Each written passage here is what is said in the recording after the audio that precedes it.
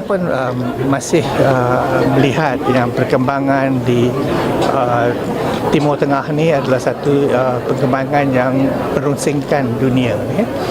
Jadi dari segi Malaysia, seperti apa yang kajian telah berkata, fokus kita masa sekarang ialah memastikan keterjaminan bekalan yang ada dalam negara. Jadi alhamdulillah dari segi keterjaminan bekalan kita cukup bekalan untuk minyak dan gas dan coal. Jadi stability untuk kita punya delivery ke petrol station, kepada utility yang kita ada daripada electricity stabil sekarang.